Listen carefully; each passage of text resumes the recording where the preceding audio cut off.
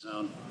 He had a great day today. I thought. What did you think of Robinson, and what can he contribute? Yeah, I thought he did a good job. We hated going against him last year. He's a big guy, plays tough, has good hands, and had a good OTAs for us. Had a decent job today, and we'll see what happens with possible suspension those first couple games. But he's a guy we know is going to help us out this year, and we're counting on him too. I'm wondering how much growth you've seen in Isaac Garendo. Of course, he was out there with the first group a couple of times today. Just what did you see out of him coming back this time around compared to his rookie season, and how much do you expect that to show out there on the field this season? Well, a lot of that, mainly with running backs, O-line, D-line, it's kind of tough with OTAs just because of the way practices go. You don't get to truly evaluate as much from a football standpoint, just the way it is. But, the injury came off that he got in week 17, the last game of the year at Arizona. The way he rehabbed that, the way he attacked that, he was here all offseason. I thought he had a great OTAs, and it's been one day, but he's put himself in a position to be better this year.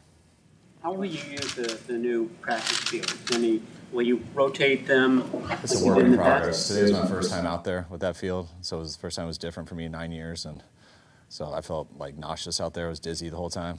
We're creatures of habit. I've stood in the same place all the time. I didn't know where to go today.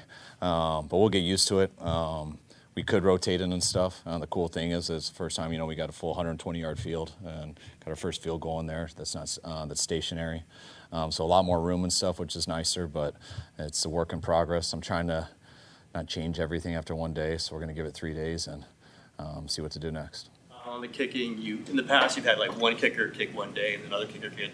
It switched up. Was that totally a Boyer thing? And do you think it maybe adds to the competitive field to have them switching off kicks? Yeah, I do. It all depends on the reps we give him and stuff, and Brand decides on that, how he wants to do it, so he can do it over the course of time. So it's not just always day to day. We can stack these up and see who has the better camp. But I think between the two of them, I think they missed one in OTAs, so they've both been kicking real well, and it should be a really good battle this camp. So like what you saw today? Yeah, I did.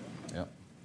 We know you anticipated Jauan to be out there on the field today, but just how important was that for you as a coach to have him on the field participating? It's always, for anyone at the Niners, but definitely coaching-wise, you want everyone out there on the field, especially some of your better players. And Jauan's been a hell of a player for us here for a while, one of our leaders too, and he had a good practice, and it was great to have him out there. I noticed you gave him a hug at the beginning of practice. Can you share what you told him? What's up? How you doing? Do that with probably 25 other guys too. But yeah, just what I do. What did you gauge from, his spirits? Because from our perspective, it kind of seemed like he was in good spirits, What's kind of that? dancing around. What did you gauge from just his spirits, just the mood that he was in? Seems like Jauan. Attention drifted all to the defensive line and team drills where you want to see how Michael Williams is doing maybe next to Huff. My attention drifts everywhere in practice. There's a lot of things, but that's why I put so much into film, so I don't feel like I got to see everything out there. And if you do, you might see it wrong. It goes so fast. So, that's stuff I really settle down when I get in my office and really can evaluate it with remote, fast forward, rewind. But guys you haven't seen yet next to each other, we're just as eager to see it as you guys, but we get better tape angles so I don't have to force it at that moment. Does that happen often, that you see something on the field and then when you get in your film, it's something totally different than what you thought? With most people, never with me. No, I'm just joking. It happens a lot. Sometimes you can see it and you know exactly what it is, but sometimes there's a lot of times you think you saw it, and that's what I've learned over time. If you think you saw it and it's something that you feel aggressive with and you want to go correct it right, well, it's not good to correct something that you think you saw, get a player to totally do something different for the next hour and a half, and then you get in there and get a better angle and realize it wasn't exactly what you saw. So you learn with that the hard way sometimes. Kyle, D. Winters obviously made a play. You mentioned him as a guy among everyone, I guess, who needs to step up. But where specifically does he need to grow as a player? Well, I just think this is his, he has his best opportunity right now, he had a decent one last year, but we were always hoping that Drake could come back. When D did make a ton of progress last year and he started to take over that job, and he had a number of setbacks with injuries, so it took him a while to do it. I thought he had a hell of an OTAs, showed that he was capable of doing this, and we just want to see him continually get better at it, be consistent. Hopefully he has good luck avoiding injuries, but D's a guy we believe can be a hell of a player. We're just hoping he fully gets there. You get a good look at what exactly he saw today on that interception. On what's that? D on his interception today, it looked like, was he sitting on that route? Did he identify something? No, I think the quarterback just missed him. He was right in the zone, reading his eyes, and he got right under it. Quarterback should have turned it down, but got a little bit aggressive with it. Kyle, what have you learned so far or discovered about Mac Jones that you did when you brought him in? I mean, not a lot. I'm still learning about him, but I mean, I didn't know Mac before we brought him in. I mean, you get to talk to a guy a little bit in the draft process and stuff, but that was a COVID year, so we couldn't really meet with anybody. It was all Zoom, so it's been nice to have him in here throughout the whole offseason and get to know his personality and everything. From a player standpoint, a lot what we expected. We're really excited about him, loved him coming out of college. We've liked him in the NFL, and I'm excited to have him here. You had all your drafty defensive linemen on the field, Collins, I think, for the first time.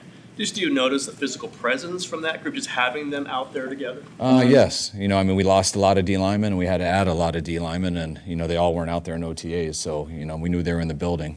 But it was nice to get Michael and Alfred out there together. Obviously, their size jumps out, and, they're still trying to get back into this and learn a lot. They got a long way to go, but excited we started it today and excited to go watch the tape on them. What have you seen from Nick Bosa as he evolves as a leader in that group? You can just tell Nick, takes, Nick is, you guys know Nick pretty well. He doesn't vary out of his personality very much. But I do think he talks to those guys a lot more. Nick will never say anything just to say it in any situation, but he doesn't hold back as much. And I think he knows he can help guys. And when he sees spots that he can help guys with, he doesn't hesitate. Will Nick and Trent and Christian be on a schedule throughout training camp? I don't think they did any team stuff today. Yeah, we have a number of guys, like guys with injury past, guys with age, guys who grow in stuff now, guys who aren't totally hurt, but there's certain things with their history or what their age is and stuff we have plans with. So they're all different, but a lot of those guys is coming off an off day. They just do individual. Sometimes we'll stagger them, but we got a whole mapped out thing that they update me on each day.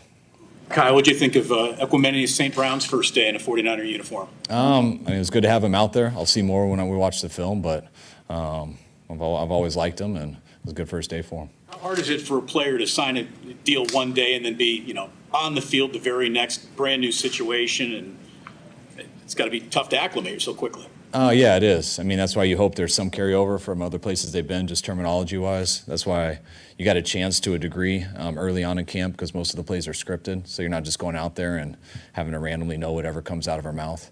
So it gives them a chance to memorize some things the night before so they can at least get through it. But it is a huge challenge. Once you have a few guys miss a couple plays or have to take some off and you got to move a position, that's when they really kind of have no chance, and you can't get mad at them because they just get here a day before. But the urgency is there. They got to pick it up. They got to do it fast if they want a chance to make this team.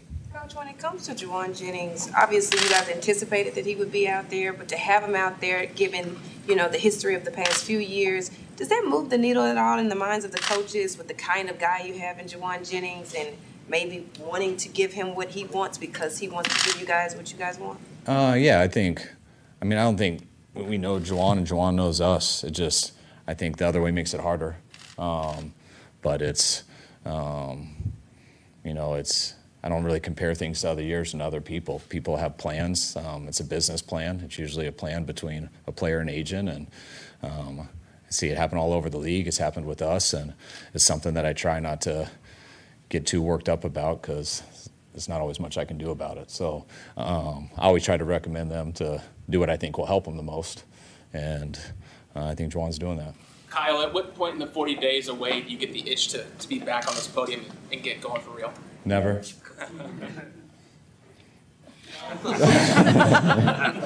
I like to get back going, but you started with on this podium. Is the first padded day scheduled to be Sunday or is it Monday? It is, what's today? League rule, you need 4. Yeah. So we're going to have 3 off, I think 3 practices. I think Sundays are off day. Then Monday's Saturday's off day. Sunday will be our 4th. Monday's first day of pads. It seems that Jacob Cowing has a real opportunity this season. What do you need to see from him to have it? I thought Jake had one of the best OTAs out of anybody on our team in terms of most improved and most prepared for it. Unfortunately, I think he pulled his hamstring and routes on air today before we started. So I'd say to just keep on his trajectory. hopefully he can stay healthy and keep going where he did in OTAs, but probably had a little setback today. So hopefully that's better news than what we're guessing out there, and he can get back to what he's doing in OTAs. What have you seen from Jason Pinnock and Jair Brown at the safety position? I know there's a little. It was nice to get Tig back out there today with Jair. You know, he didn't get to do OTAs.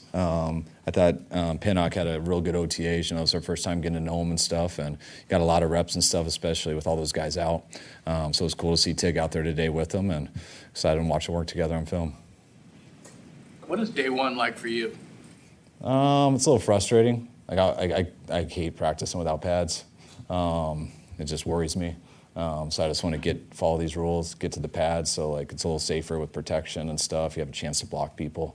You can start, just getting more ready for football. It's hard day one. Everyone's ready to go, but it's still got to be patient. So I just try to stay as relaxed as possible to get in this groove, and usually we are by next week. How do you think Upton Stout did in the spring?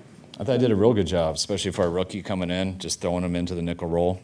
He almost made a hell of a play today. I thought he had a pick six, just mistimed it and actually gave up the completion, but it was really good coverage. But I was real excited with him in OTAs, and he's one of the guys where I think he's got a chance to compete to help us throughout this training camp and into the season.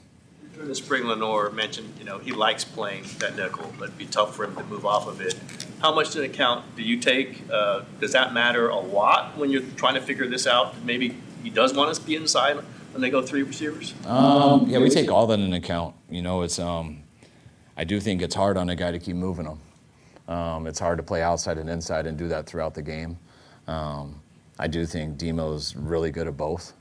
I personally think it's harder to avoid nickels than it is corners, so I like him in there at nickel. But we're definitely going to have him on the outside when you're in base, so it all kind of has to depend with how our top three are and where to put him in. We know Demo can play at a high level of both. If we can keep him at one, that usually is better for the player. But we got to have three guys who fill in those roles, and then you got guys who can back him up after. How do you judge, or I guess measure, Brock's growth on a day like today, from day one to today? How do you measure it? I don't.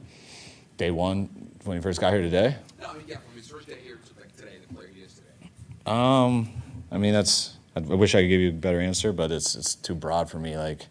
The same with everybody. You don't just sit here and evaluate their whole thing from year one to now.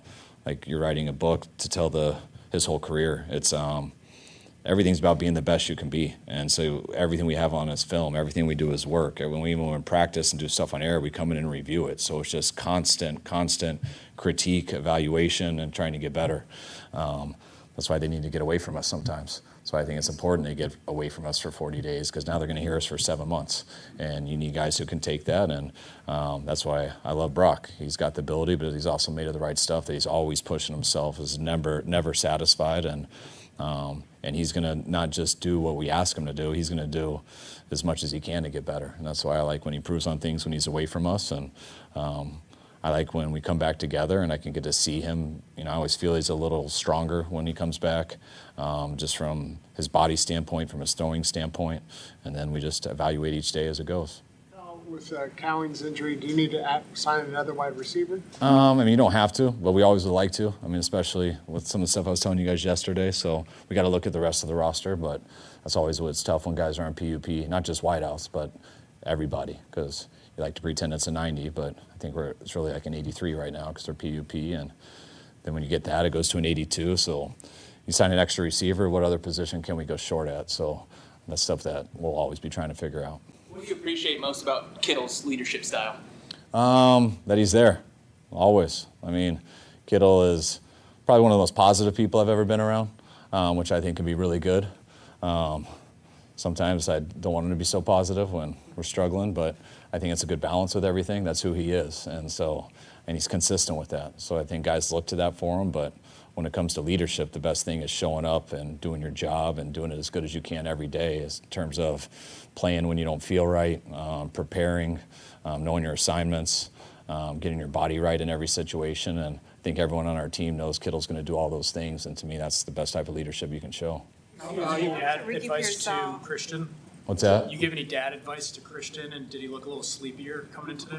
I just messed with him, asked him if he was going to change now that he's a dad, and he made it adamant he wouldn't. So we'll see. I'm sure he won't. He's a psycho. You've seen this whole evolution in training camp from the beginning, from when you first got into coaching to now, where there's so much stress on recovery and less banging bodies. Is this better? What's that? Training camp in terms of getting a player ready to play, as opposed to when you first got in and there was more banging from the beginning and all the way through camp. Yeah, I think that was one thing that was different. Like just the places I've been.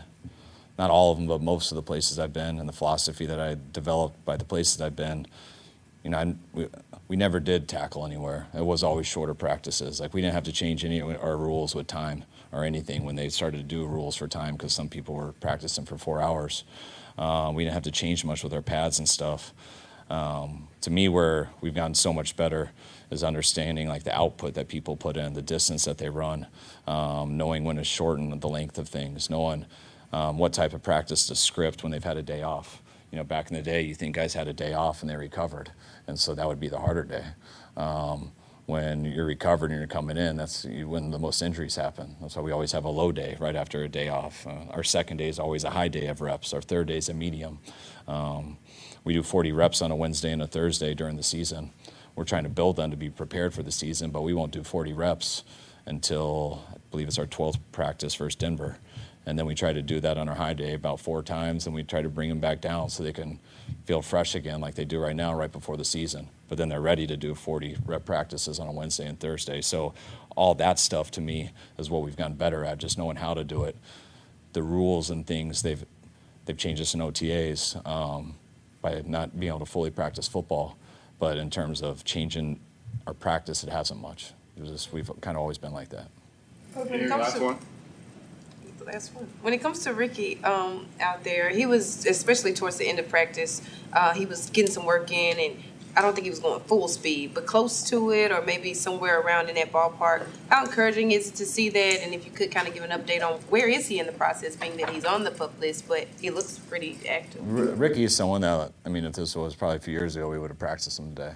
I mean, when you hit your GPS speed, your max speed that you hit before you were hurt, when you can run all those routes, that's usually your protocol to go back. And he hit all that stuff over the weekend, which we felt good about, but we wanted to make sure his conditioning was right. So we're just doing that for 3 days, and if he can continue to hit all that stuff and his conditioning is good, I'd be surprised if he wasn't out there Sunday. Thank you. All right, guys, thanks.